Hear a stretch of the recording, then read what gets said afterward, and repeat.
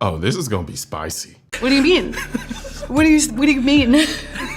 What do you mean? Mel Gibson just had his gun rights restored by the Department of Justice under General Pam Bondi. And as expected, people feel some type of way about it. Restoring Mel Gibson's gun rights sparks legal saga over his connection to President Donald Trump. The Department of Justice, under Attorney General Pam Bondi, approved Gibson's request alongside 9 other cases. The decision fueled a dramatic internal conflict at the DOJ, leading to the dismissal of U.S. Pardon Attorney Elizabeth G. Oyer, after she resisted pressure to approve the case based on Gibson's political connections. Oyer, later voicing her strong disapproval in an op-ed for Rolling Stone, warned that restoring gun rights to individuals with histories of domestic abuse could have dire consequences. The entire episode has sparked a fierce debate, with critics warning of a dangerous precedent where political influences overshadow legal prudence, while supporters argue it is a rightful restoration of Second Amendment privileges to those who have already served their penalties. You see, the DOJ restored rights to 10 individuals, but Mel Gibson is the one that everyone's talking about. And to add more fuel to the fire, reports say that the DOJ's former pardon attorney opposed the decision, and then not long after, she was let go. Now, just to be clear, we don't know for sure she was fired because she pushed back against the Mel Gibson decision.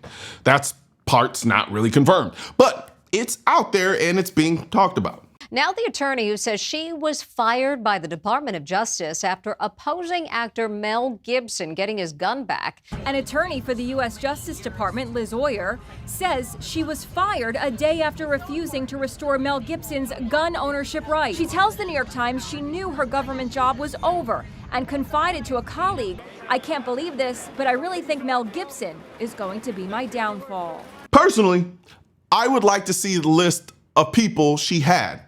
And if any of them had anything close to the same conviction as Mel Gibson, then you could argue she's full of shit. Now, if none of the 10 people on that list had anything close to Mel Gibson's conviction, then you could possibly argue that her termination was retaliatory. But I think there was way more to this than just being fired because she wouldn't pardon Mel Gibson. Now, before I really dig into this, let me just say this. Am I a Mel Gibson fan? Yeah. I'm a fan of Mel Gibson, the actor. The man gave us Braveheart, The Patriot, and Apocalypto. He knows how to move an audience. Am I a fan of Mel Gibson, the person? Not really. But I've never met him. But considering he's on record saying this, "You look like a gun heat, and if you get raped by a pack, it's your fault." I'm not exactly running to his defense. And it's not just that he said it, it's how calculated and venomous it was. I'm not a sensitive guy by any stretch of imagination, but that was comically unnecessary. I have friends of all races and we all say the most racist shit to each other, but our racism is an expression of love. Yeah, I know that makes no sense, but guys are weird. The way Mel Gibson said it was antagonistic and vitriolic. So yeah, if I had to describe my feelings towards Mel Gibson as a person in one word, that word would be apathy. Things like that don't bother me on a deep level because I really don't care enough about idiotic, childish slurs to let it ruin my day. I just live my life and let people live theirs the way they want to. I have better things to focus my energy on. But here's the thing. This is where a lot of people get uncomfortable. My personal feelings don't determine someone else's constitutional rights. That's not how this works. Rights don't bend around my emotions. They're either protected for everyone or they're protected for no one. Back in 2011, Mel Gibson pled no contest to a misdemeanor battery against his ex-girlfriend. That means he didn't admit guilt, he just accepted the punishment without going to trial. There is more trouble for Oscar winner Mel Gibson this morning. Police in Malibu, California now investigating a reported case of domestic violence involving his ex-girlfriend. CBS News correspondent Bill Whitaker has the story. Law enforcement officials say they've opened a preliminary inquiry into claims that Hollywood star Mel Gibson physically abused his former girlfriend, Russian singer Oksana Grigorieva. We don't know exactly what happened between them and how much of it was kind of in the heat of the moment. But if these statements turn out to be remotely true, I think Mel Gibson has a lot to answer for. Now, here's the important part. Even though it was a misdemeanor, Under federal law, specifically the Lautenberg Amendment, a misdemeanor domestic violence conviction can legally prohibit you from owning or possessing a firearm. So yes, his no contest plea barred him from legally owning a gun. Do I agree with that amendment? No, not really. That's what makes this whole conversation worth having, because it's not about favoritism. It's not about celebrity. It's about what happens when time passes. Someone serves their punishment and then asks to have a constitutional right restored. So the real question becomes, what's the point of rehabilitation if there's no pathway to restoration? And that actually brings me to something I've been using a lot lately, ground news. This Mel Gibson story is a perfect example of why an app like this matters. I actually came across this story while I was on that app. And depending on who's reporting it, you're either reading about a domestic abuser with political connections getting special treatment, or a man having his constitutional rights restored after paying his dues. Same event, two entirely different realities.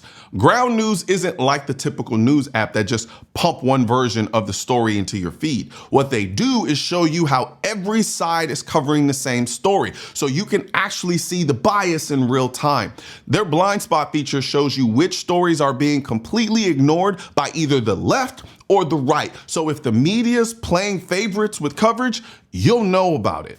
Their bias distribution tool breaks down whether the sources lean left, right, or center.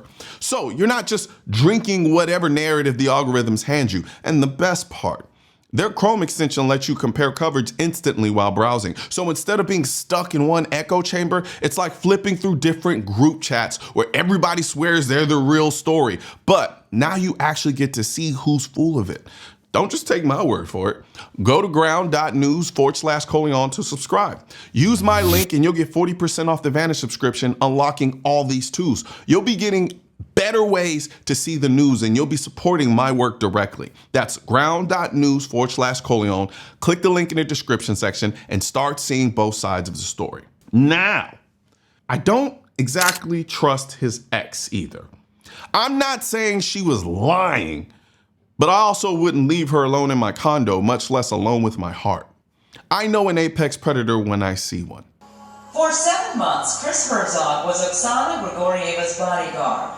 And according to Herzog, that special friendship grew into an affair. All I'm saying is, Oksana Grigorieva, however the you say her name, is a gold-digging whore. Just like Mel Gibson said. I know how bitches are. I am a female. And when it's about money, a bitch can get real scandalous. All jokes aside, this is about principle.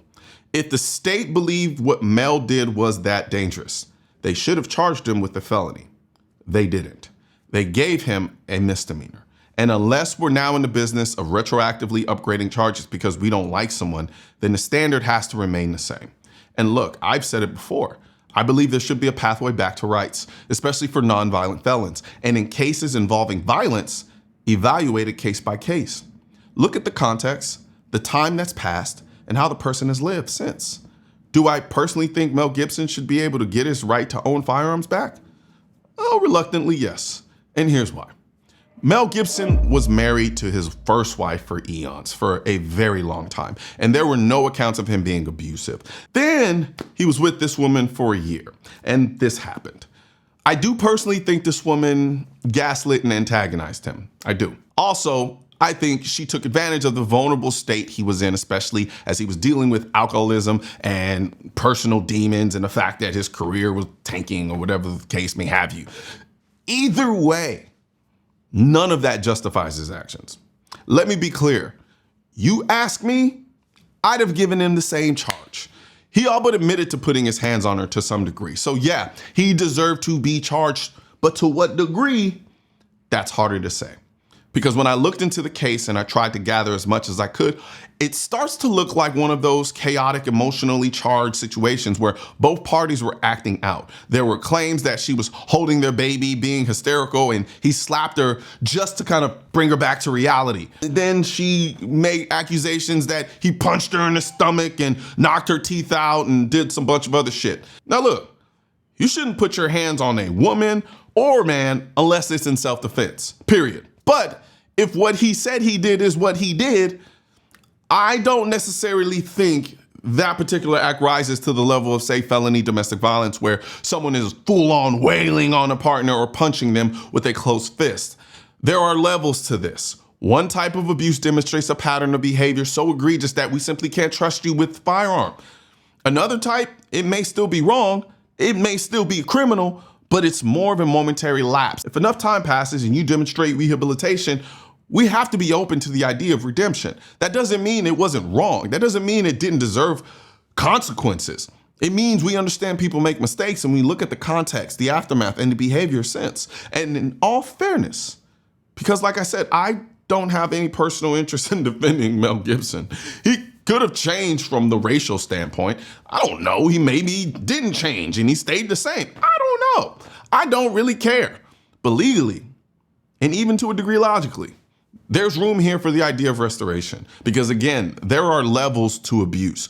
All of it should be punished, but not all of it is equal. And if someone can demonstrate with a level of certainty that they don't have a pattern of violence and have truly made a change, then yeah, I think we can consider restoring their rights. How long that should take, I don't know. But in Mel's case, it's been 14 years. He's remarried. There haven't been any public incidents or reports of further abuse, and clearly he hasn't repeated this behavior. So yeah, if we're going to have a system for restoring rights, Mel Gibson should be on that list. Let me make another thing clear too. I don't think it should just be Mel Gibson or those 10 people. I think everyone who is in the same type of position should be afforded this opportunity. I don't think abuse is ever justified, physical, emotionally, or verbally, none of it. Not from a man to a woman, not from a woman to a man. The only justification for putting hands on someone is self-defense. That's it. Up, down, left, right, doesn't matter who it is. If it's not self-defense, it's wrong, period. Now, sure, there are levels, but that doesn't make it right. And look, people need to be really careful about how quick they are to say someone with a domestic violence charge should be permanently banned from owning a firearm, because you know what else is real? False accusations. Just look at Johnny Depp. When that story broke, the entire world treated him like a monster. Sponsors dropped him, studios cut him off, headlines labeled him an abuser. At this point in our time in this world, all you need to be is accused of doing something and you can lose everything. But turns out she was the abuser. Fine, I did not hurt you, I did not punch you, I was hitting you. How are your toes? What am I supposed to do? Do this? How are your toes? I'm not sitting here bitching about it, am I? You are. Oh, that's the difference between me and you. You're a fucking baby. Because you start physical fights? You're such a baby! Because Grow the fuck up, Because you start physical fights? I did start a physical fight. Yeah, you did, so I had to get the fuck out of there. Yes, you did. So you did the right thing, the big thing. You know what? You are admirable. Was Johnny perfect? Absolutely not. He had his flaws, but we saw the manipulation, we saw the lies, we saw what weaponized accusations look like when someone thinks there's power or profit to be gained from it. So yeah, there are definitely people walking around today with domestic violence charges who are falsely accused. And if we're going to talk about lifelong bans from owning firearms, which I look at from the perspective of being able to protect your life, we need to acknowledge that reality too. So tell me what you think. Did I get this wrong? Am I fucked up for even possibly attempting to defend the fact that this guy put his hands on a woman and now they want to give him his guns back? Or do you agree with me? Do you think, you know what? I can see some of the nuance and the context in that perspective. So yeah, that makes sense. Either way, no matter how you feel, leave it in the comment section. I want to hear from you. I'm going to be interested to see what you guys have to say about this. And I'm going to go through the comments and check them out, even though somebody told me never to read the comments. Don't read the comments. But I'm going to read the comments on this one because I think this is an interesting conversation and it needs to be had. Ciao. One thing's for certain and two things are for sure. Politicians and tech giants don't want gun content to be recommended to you. And we're all fighting this culture war together. Now you can help do your part by liking, commenting, subscribing to the channel, but most importantly, sharing this video with at least one person. Together we can stop the suppression of our 2A rights. And don't forget to click the link in the description section of this video for the products that I mentioned in this video.